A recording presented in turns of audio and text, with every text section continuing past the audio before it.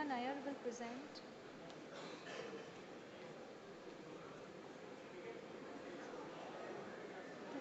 He presents KP Jayakumar. मतलब सौरभ नहीं है तो कहीं जब आएंगे तब आएंगे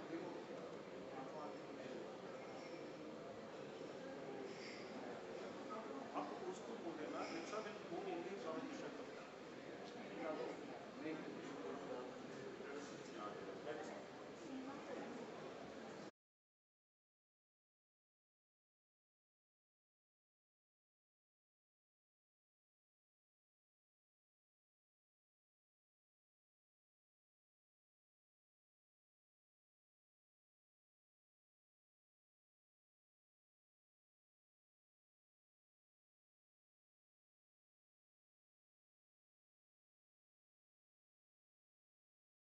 Path of journey of our lives, often crossing paths of many others, create memories and makes us learn. Today is one such glorious days where we are here under the roof of this wonderful hotel near the magnificent Arabian Sea to create a pearl of memories, glittering with knowledge and deliberations that can be added to and made the Queen's necklace a bit more longer when we look back. Good morning and a very warm welcome to all. I am Ruchi Sheth, long-time pursuer of the quest of knowledge, and coming from Tata AIG, one of the leading companies in the marine insurance landscape, ushered me to be one of you, the coveted marine insurer fraternity. Today, I am your host, and I would request that let's together, through this conference, make euphoric memories and learnings. The words of experience and knowledge, what we call wisdom, flowing from the top echelons of the government, industry, and experts present here, will bring many of us to the oblivion. Each of the sessions, I'm sure, will bring renewed buoyancy to our outlook towards our ecosystem of understanding and towards our approach towards the scheme of things. So let's roll to live this dream. I would invite Mr. M.N. Sarma, Secretary General GI Council, Mr. Richard Turner, President IUMI, Mr. Sailesh Haribhakti, our very distinguished guest, Mr. KP Jayakumara, Nautical Advisor to the Government of India, and Mr. Saurabh Mishra, Joint Secretary, Department of Financial Services, Government of India. I believe he is likely to join us. To please take your seats on stage.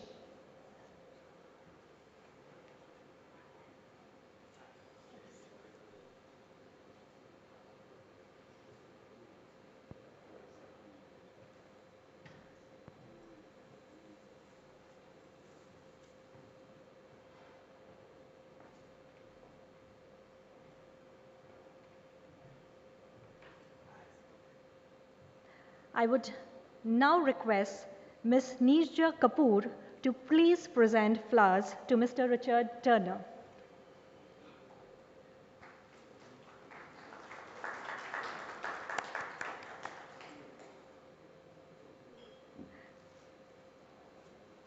Ms. Seema Nair, please do the honors to Mr. KP Jayakumar.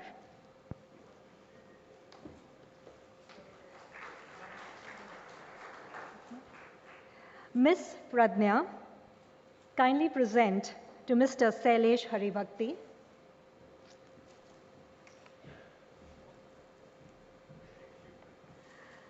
Lipsa Sahu, kindly do the honors to Mr. M.N. Sarma.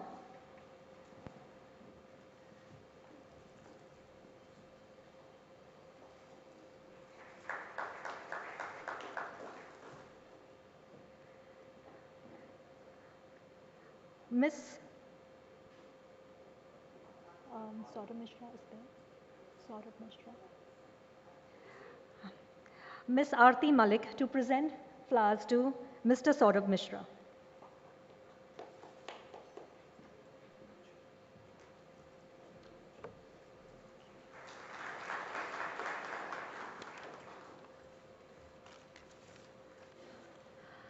A lighted lamp is the symbol of auspiciousness, and it's our culture to light the lamp before we start any function. I request the dignitaries on stage to start the function with lighting of lamp to illuminate wisdom and fade away the darkness. I would request Lipsa, who is co-hosting this program with me, to please help with the lighting ceremony.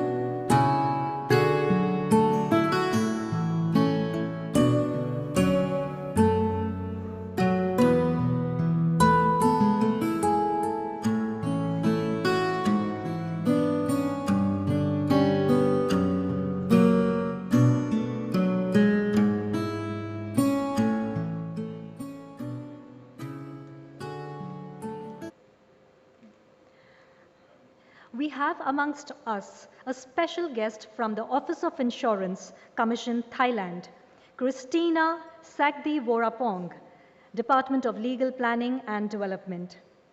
Ma'am, a very warm welcome to you. Can we know where you are sitting? Yeah, she's there. I would now request Mr. M.N. Sarma, Secretary General GI Council, for his welcome address.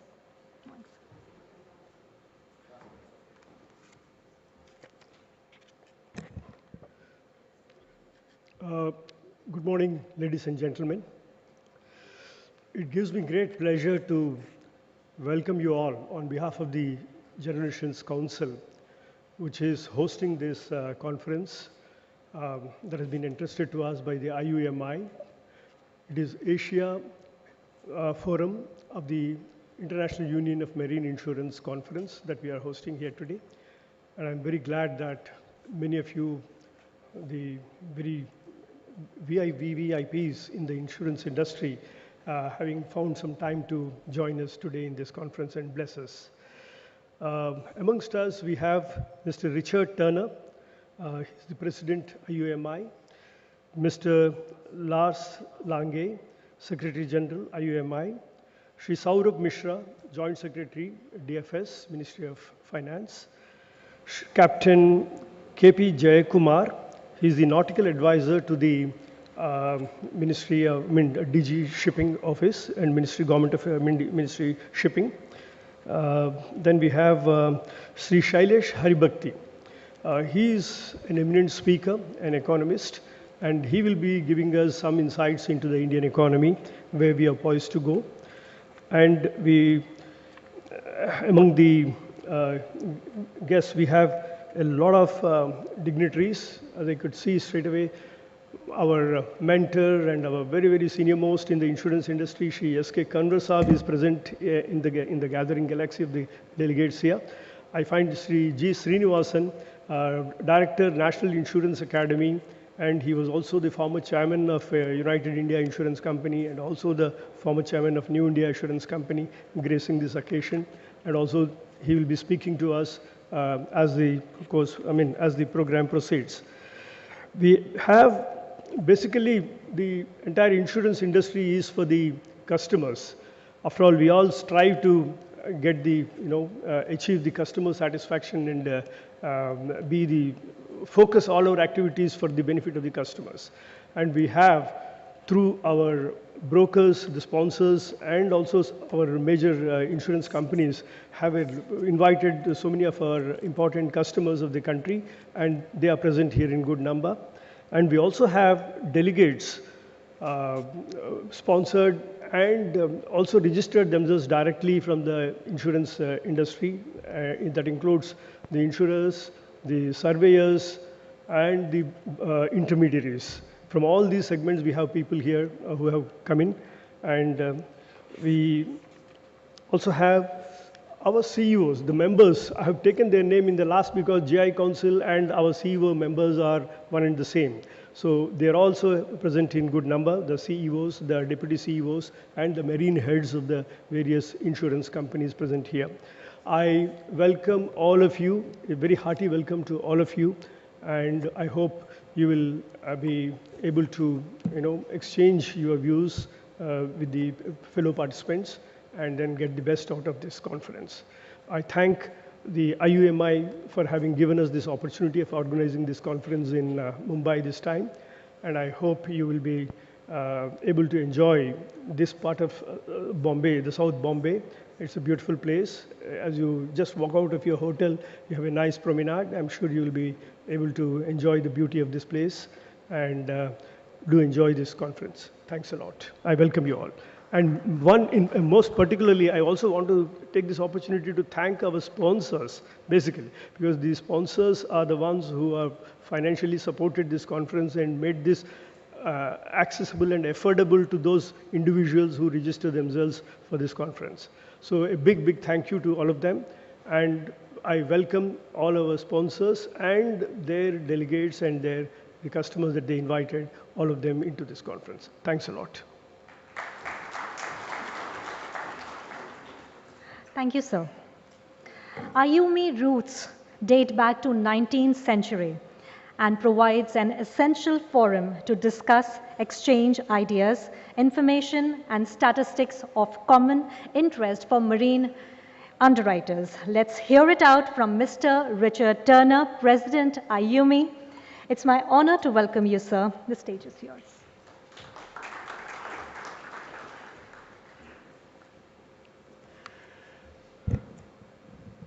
So good morning, everybody, honoured guests, ladies and gentlemen. This is a momentous occasion because it is the first time in 3 years that IUMI has been able to hold its Asia Forum. I'd like to extend a warm welcome to all our speakers, many of whom are with us in the room today, and some will be online through the conference. And welcome to you as delegates, all of you in the audience. This is in fact the first time since September 2019 that I've been able to stand in front of an audience at any IUMI conference. And we should all feel really happy that we've been able to come together in person for such an important event. With me from IUMI, my colleagues, Mr. Lars Langer, Secretary General, and also Jan Hugo Martinsen, Vice Chairman of IUMI. And you will be hearing from both of those gentlemen. They will be doing their own presentations tomorrow.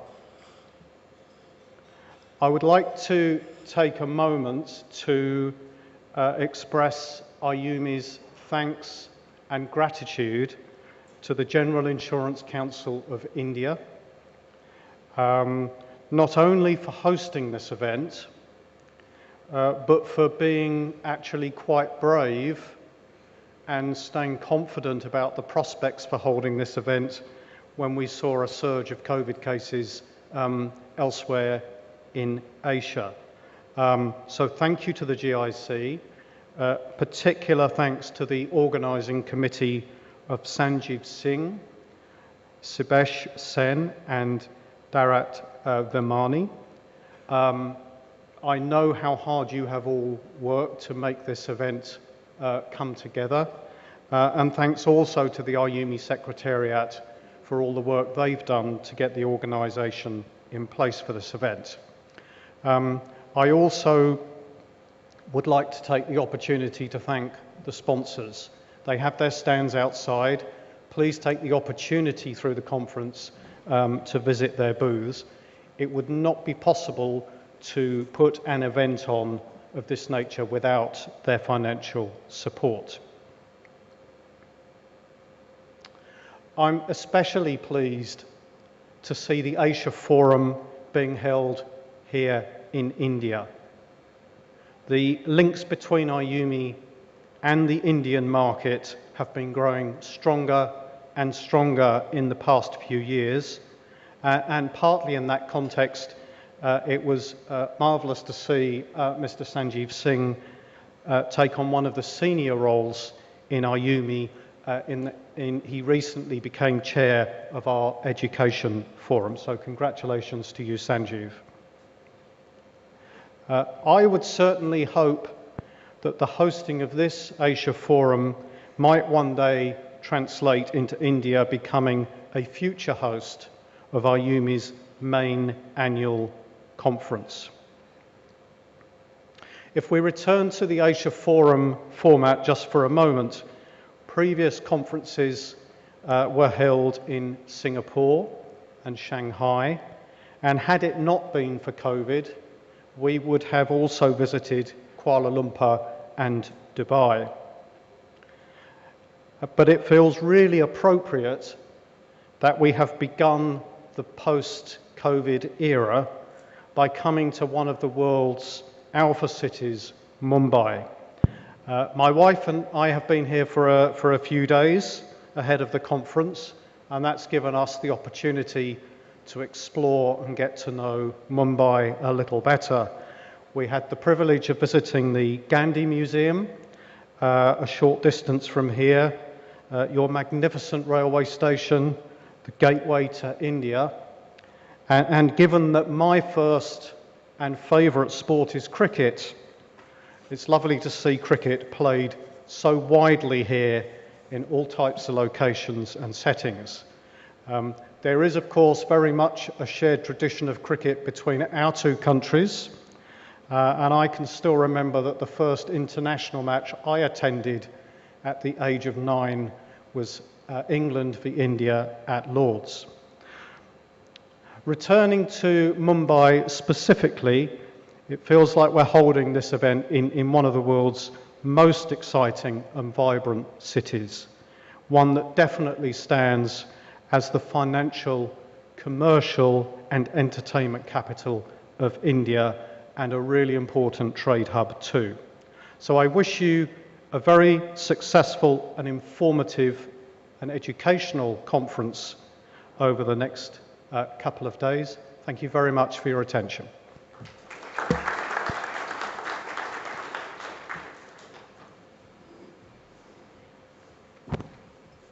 Thank you, Mr. Turner. Respected Prime Minister Shri Narendra Modi, in 2019 envisioned making India a $5 trillion economy and a global economic powerhouse by 2024-25. With this, India would become third largest economy in the world. Let's hear it out from Mr. Sailesh Haribhakti, the very knowledgeable with experience of more than 5 decades of career as a chartered and cost accountant and a certified and internal auditor, financial planner and fraud examiner.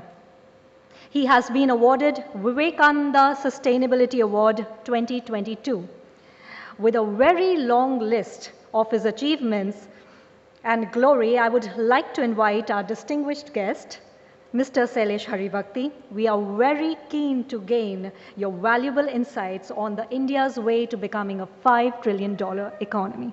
Please.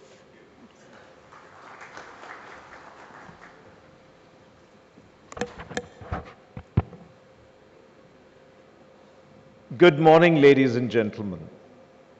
It's an absolute delight to be in the midst of such distinguished persons as we have on the dais here. I must pay great, deep respects to the way India has managed one of the most difficult periods in our history. We had 3 big risks that visited us simultaneously.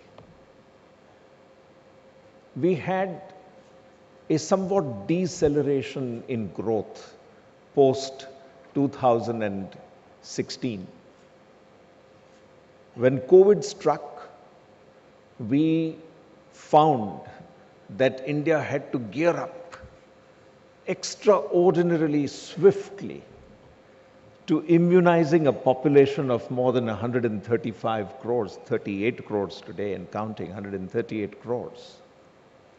And we needed to build out availability of oxygen, availability of medicines, and take care of over 500,000 people who suffered from COVID. What emerged during that period was the ability of our country to actually be super resilient and bring these extraordinary challenges, meet them, and actually overcome them. We had to provide this across the length and breadth of the country, and this was successfully done.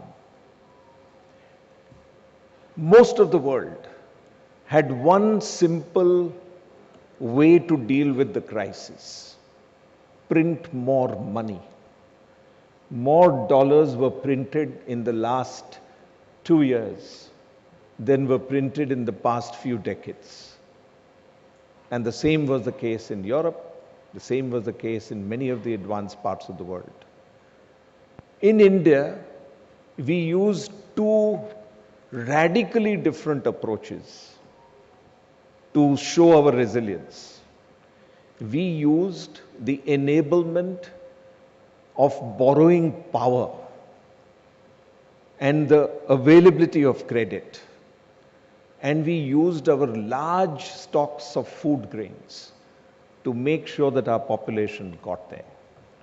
I say all this because this is a symbol of an innovative, resilient India which will meet all challenges. And so it is small wonder that this morning's headlines are that we clocked 8.7% GDP growth in 21-22, making us one of the fastest growing economies on earth. And this from a very depressing minus 6.6% growth of the previous year. So the rise in the graph has been absolutely dramatic. And the fiscal deficit, which in many parts of the world got out of hand and has caused the inflation that we are today experiencing, which is the third challenge that the world and India is facing. And I'll walk you through how we can deal with this crisis as well and will deal with this crisis. But this is a performance which sets us up to become not just the $5 trillion nation, because that at an average rate of growth of 7.5%, we will accomplish by 2027. It's just a simple arithmetical calculation. But going beyond that, I can sense that even at that high base, we will continue to grow at 5% at a minimum, with a few years logging much faster growth. And I attribute this confidence to the fact that we have an aspirational population which has the ability to innovate, to be entrepreneurial, and to face with resilience all the challenges that come before us. And so let's look at what are the big values that India has which we can leverage now. Mr. Turner, I must say that we believe in the adage, Atithi Devo Bhava, which means we respect and honor all our guests from all over the world.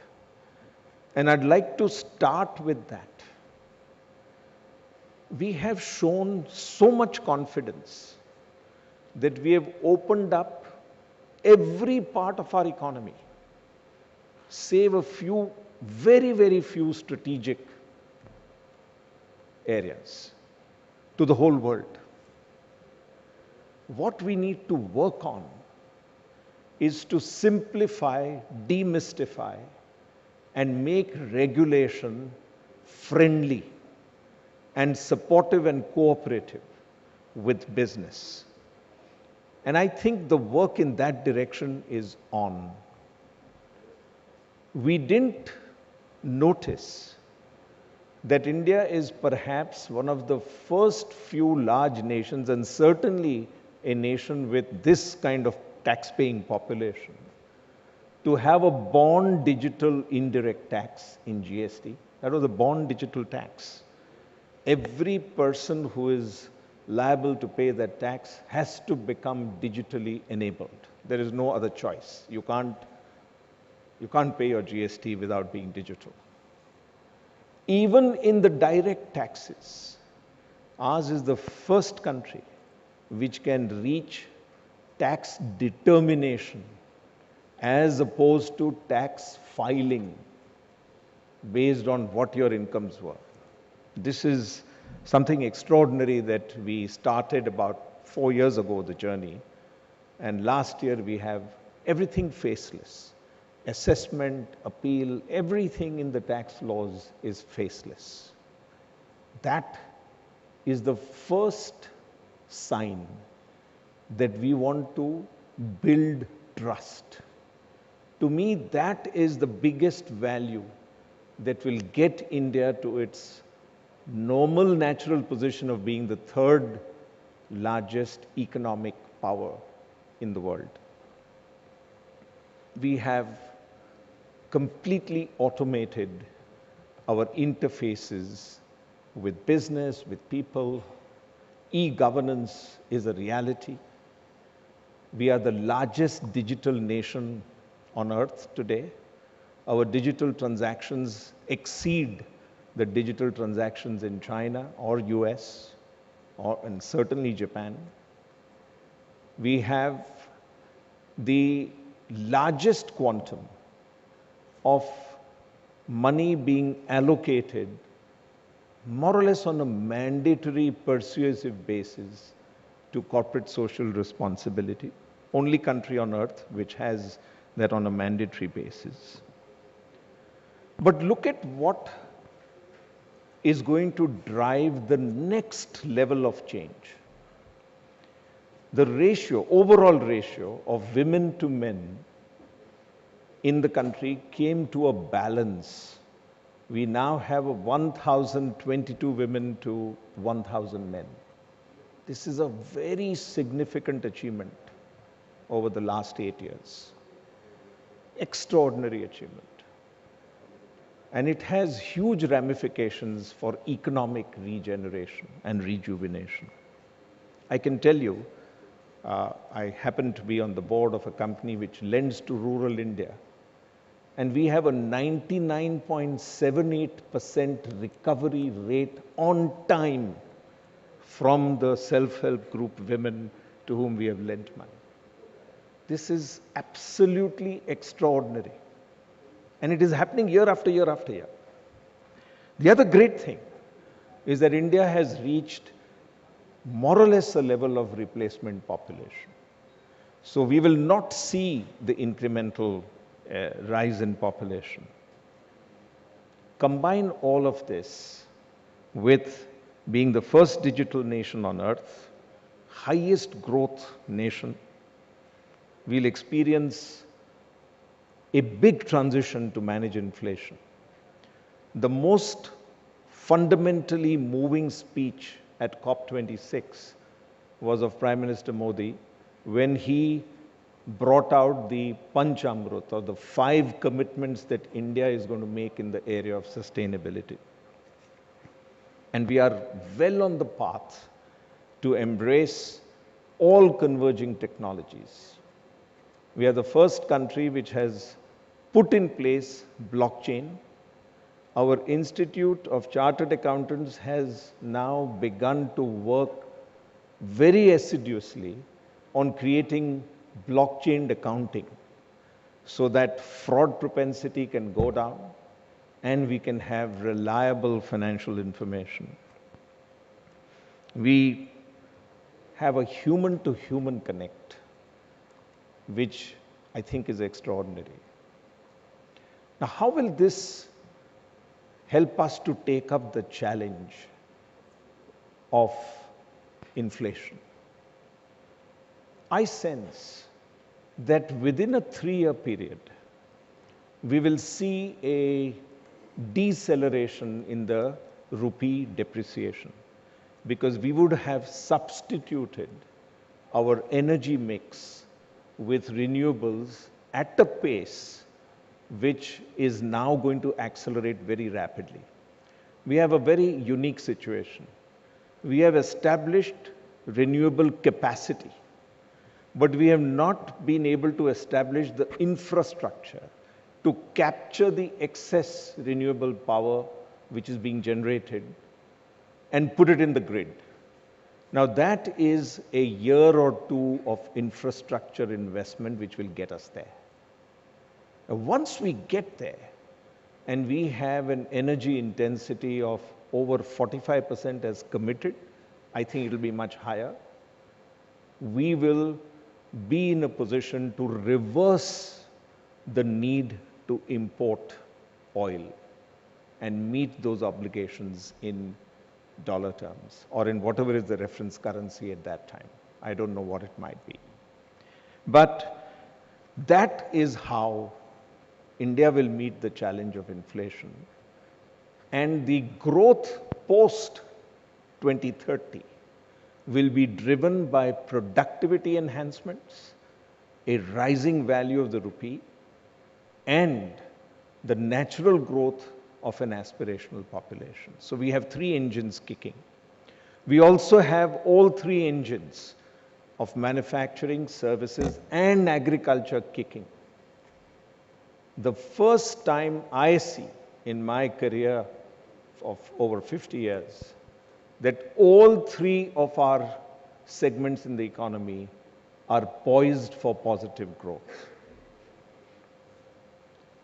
Let me turn very briefly to marine insurance, and I see huge opportunity as supply chains completely transform, as we see businesses nearshoring, as we see the way to put goods from one place to other getting innovated in multiple ways.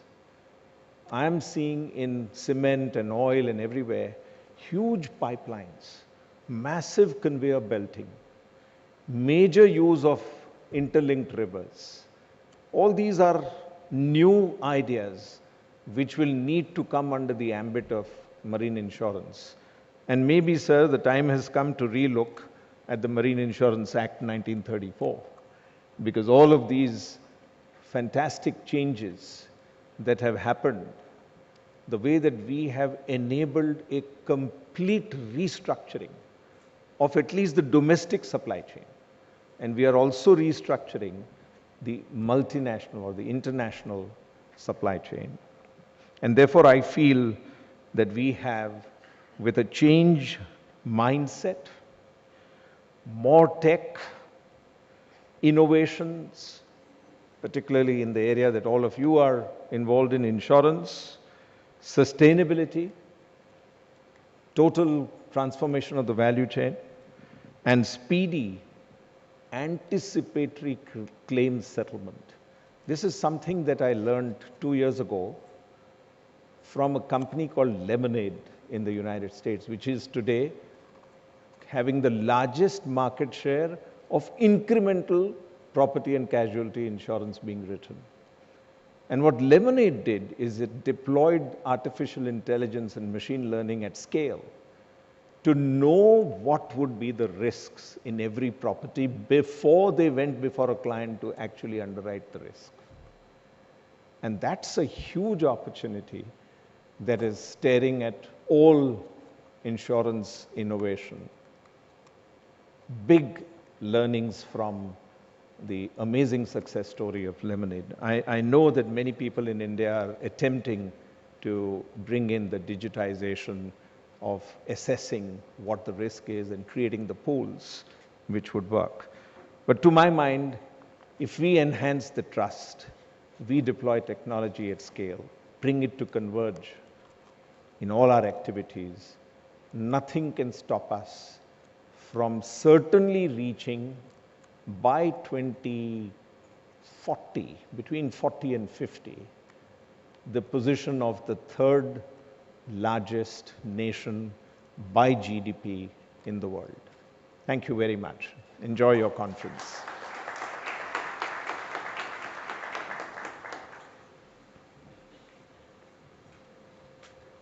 Grateful to you, Mr. Haribhakti, for sharing valuable insights with us.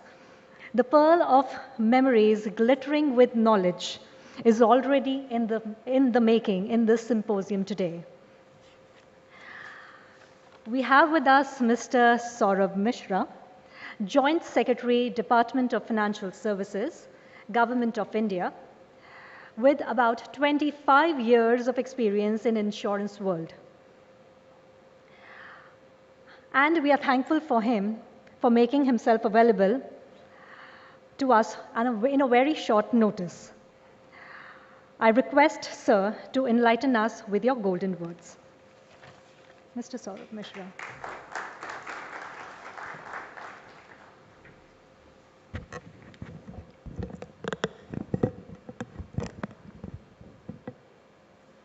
Thank you very much, esteemed colleagues on the dais, insurance seasoned persons who are sitting in front of me on the first row, and of course the insurance professionals who are experiencing marine as the profession, or some of the students or learners who are into it. So warm welcome to this IUMI Asia. The theme talks about, I was just reading it, today and tomorrow. So let's talk more tomorrow than the today. And I think that's what kind of takes us to the next level. Thanks to Mr. Haribhakti for bringing out the kind of feel that we need to have in this meeting in the next few hours of important interactions that we carry on this subject. Immense pleasure that global minds, top Indian brains of marine are sitting here. Insurance generally is a very tricky subject. Marine becomes trickier. Richard and the Secretary General out here would agree with that. So therefore, let's not go into the details and intricacies of the marine covers and deductibles and scopes and coverages and bore each other. Let's try and hit the conceptual frame of it on what exactly is marine for us. Does it really play only that significance to which it is showing the premium in the country vis-a-vis the total premium that we are accretioning? or we have got a scope ahead. So I think, let me start with the concept first, because insurance, since Richard talked about cricket, let me use another word, wicket keeping. Insurance is a wicket keeping industry to the industries on which it actually plays out. And the core industry is marine, on which you do the insurance. So I think if the marine plays well, marine insurers should play equally well. That's to me is the starting point. And at Government of India, we have recognized the importance of maritime infrastructure. That has been there for the commitment in terms of bringing the port facility development under an extremely ambitious project of the country called Sagarmala. So we made time after time, year on year, the evaluations and allocations in the consolidated project that proposes to execute nearly 400 different projects, along with the coastline at a whopping cost of nearly 8 trillion Indian rupees. And that is in next 2 decades. So the blue economy that emphasizes on the integration of development of the ocean economy with the very Indian theme of social inclusion, environmental sustainability, and with innovative business models. All of it has been acknowledged by Honorable Finance Minister in our 2019 speech as well, which was the budget. India also has an umbrella scheme by the name O-Smart, which aims at regulating the use of oceans and marine resources for sustainable development. So various countries, as we speak, are undertaking initiatives to promote local manufacturing and international trade, which is also resulting in a significant rise in the number of export activities that is being witnessed around the globe. This represents one of the key factors driving the demand for the marine insurance to keep the goods or cargo insured against the unforeseen event when the transit happens. And each part of India is transiting. So therefore, automatically there is a case for marine and marine insurance and the marine professionals to take this as seriously as they can. E-commerce companies are disrupting further. COVID has made us sit at home rather than moving around. And therefore, most of the times, people don't move, goods move closer to them. And that's where marine also comes out with an innovative niche around it on how it can take forward the moving goods and the in-house people. So that's where marine begins to play a very innovative, disruptive, and a new role. But I must admit, which I started off with, that marine insurance in India hasn't been able to somehow keep pace with the growth and penetration of the way the other lines of businesses are. And that is a message to all of you listening in, as well as to some of the seasoned experts sitting here or on the dais, that how can we leverage marine, how can we penetrate marine the way we have seen agri penetrating, motor penetrating, health penetrating in India. Can we look at marine? And that's something which is a hand-on-heart moment. Can we make it better, bigger, innovative at scale? So that's to me is the weighting of the disruption for the marine. Rather than looking at it incrementally, can we look at it fundamentally different from the way we see marine? Just to give you a number of what I'm talking at this moment, Information Bureau of India for Insurance, that is IIBI, they are talking about around 95 billion, which is the size of the marine business, which is obviously at around 5% of the overall businesses that is being done in India. So that clearly talks about the capacity and the capability building that we can think about. Needless to say that as a byproduct of what is being witnessed around in the post-COVID era, marine is going to play an absolutely important and crucial role. And therefore, I urge the communities to think about marine as a career, be it the risk engineers, surveyors, professionals, learners, students, and things of that sort. To really take this up as a mission for their life and not mission for another 18 months or 24 months, and some of the youngsters who are listening in. Please take this as a very serious profession, and that is something which will give you back the blue ocean economy and all its dividend and its rewards. India stays committed to marine. It's time that Indian insurance stayed committed to the marine insurance as well. Thank you so much. I expect all of you to have an exciting time ahead. Thank you.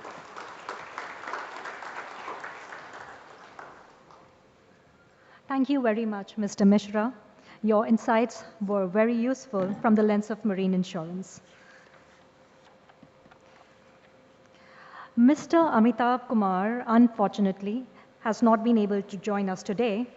However, we have Captain K.P. Jayakumar, nautical advisor to the Government of India, and who also takes care of insurance for DG Shipping. He is our chief guest today, who will brighten the pearl with his knowledge, because the pearl is the queen of gems and the gem of queens. Welcome, sir. The stage is yours.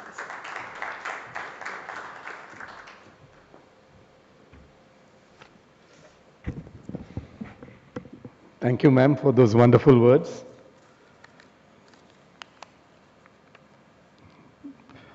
Very difficult to remember names, so I will anyway. Mr. Sharma, Mr. Haribhakti, Mr. Saurabh Mishra, Mr. Richard Turner, Captain J.C. Anand, the legend from the maritime sector, distinguished delegates and friends. At the outset, I would like to convey the deep regret of the Director General of Shipping that he could not make it here today. I am sure he would be as disappointed as all of you would be that he couldn't make it. I would also like to congratulate the organizers for having this seminar over here.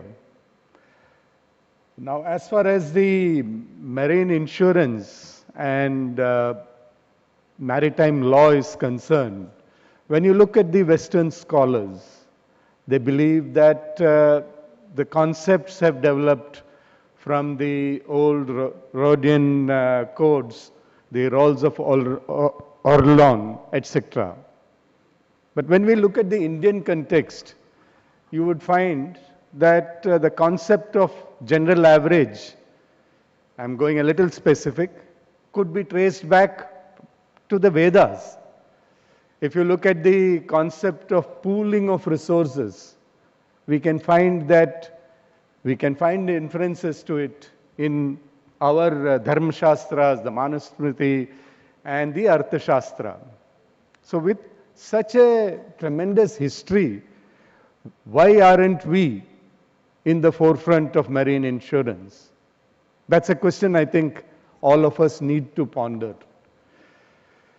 Again, if you look at it from a perspective from the regulatory mechanism that we have had to interact many a times, what we find is that when an incident occurs, there is a lot of confusion, especially in Indian waters. The concept of private law and public law and the conflict between these two that we sometimes have to face is something all of us need to be aware of.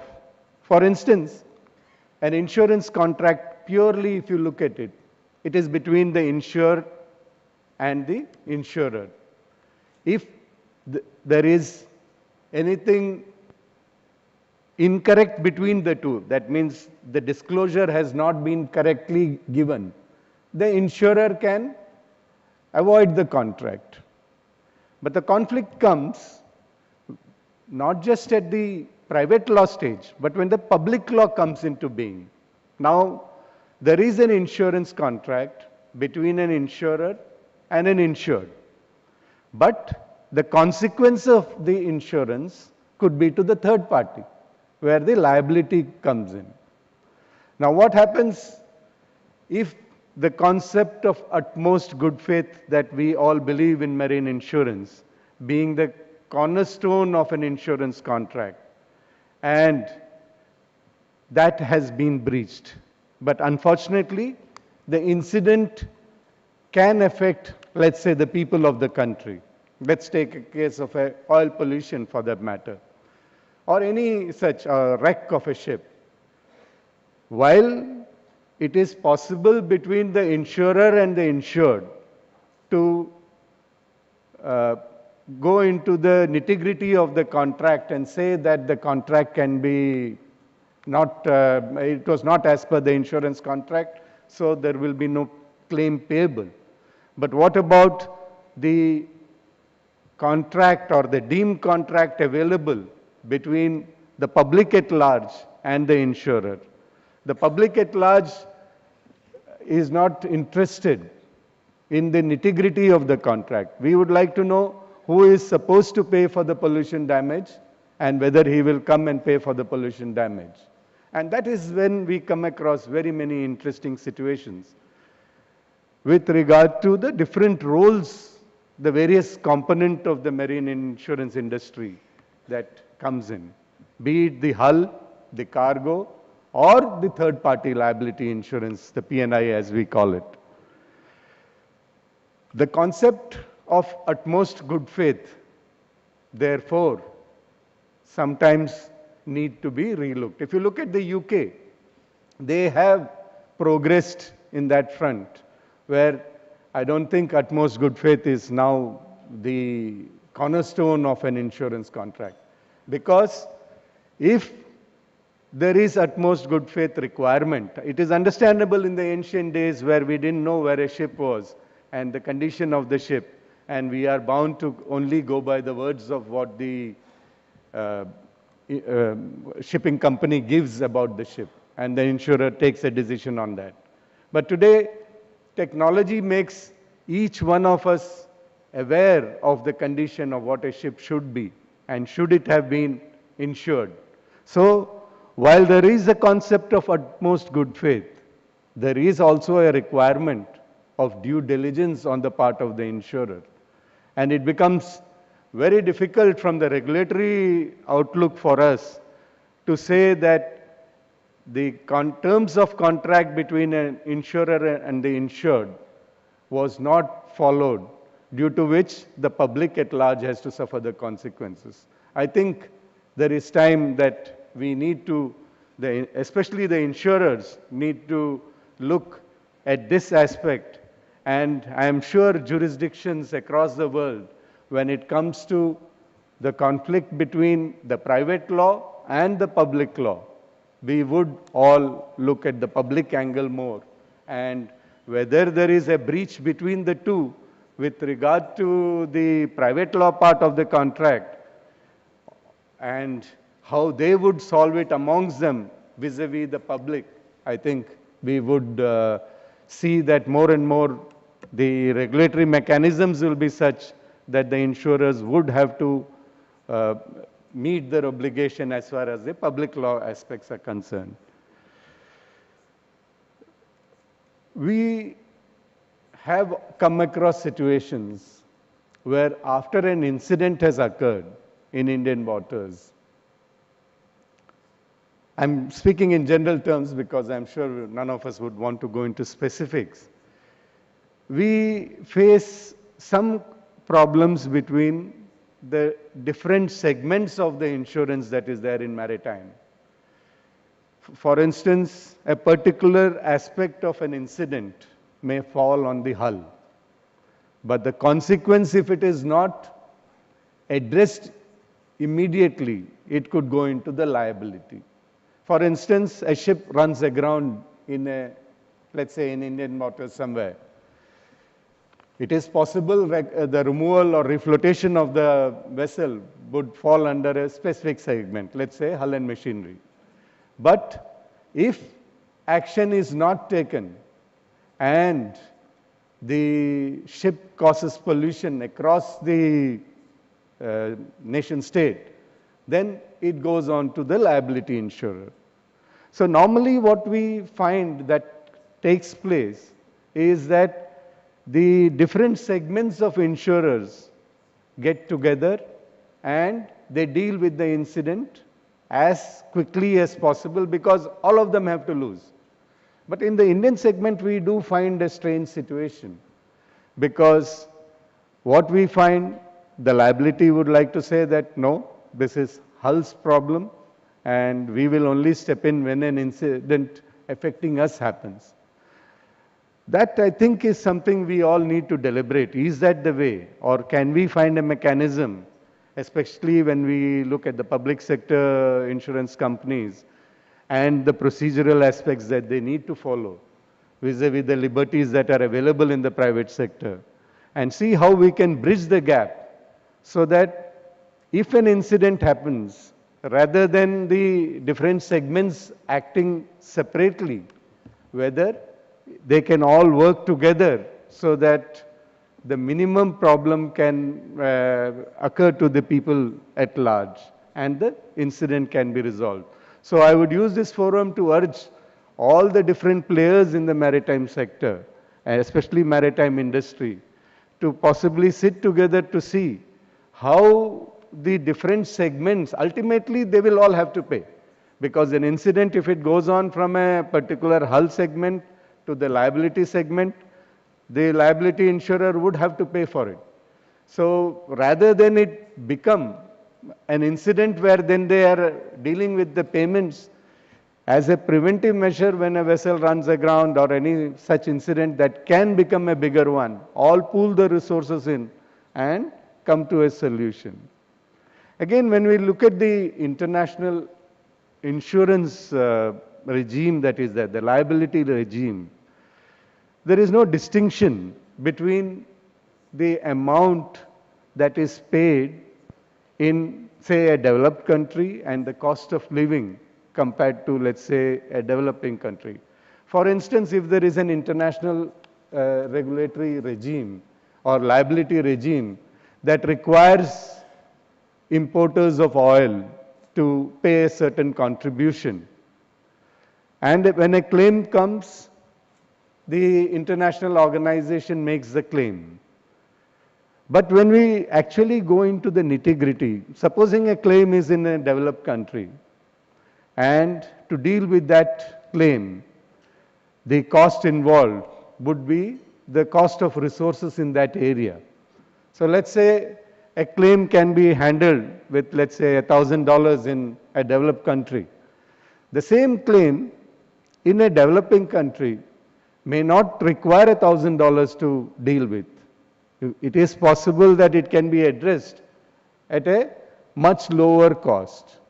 But the international regime that we currently have does not have distinctions on these aspects.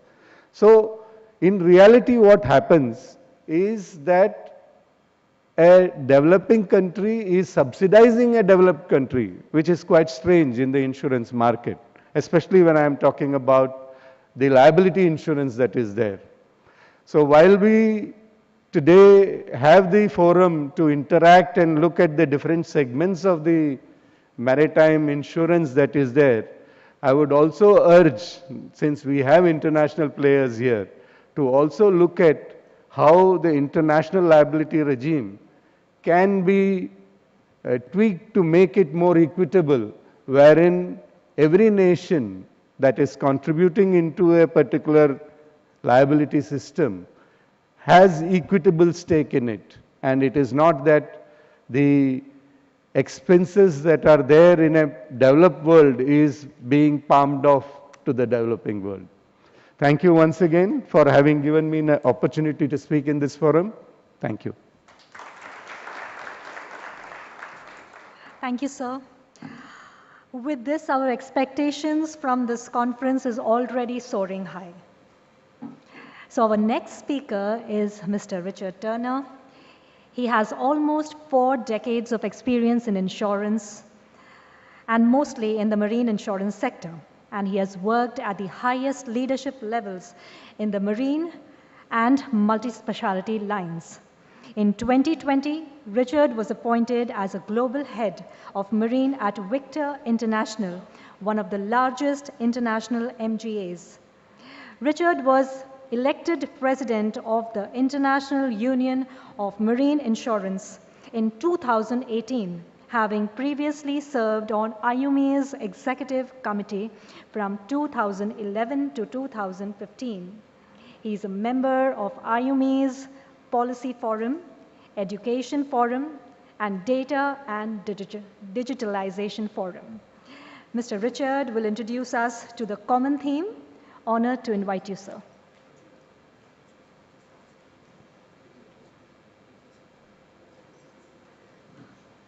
Yeah.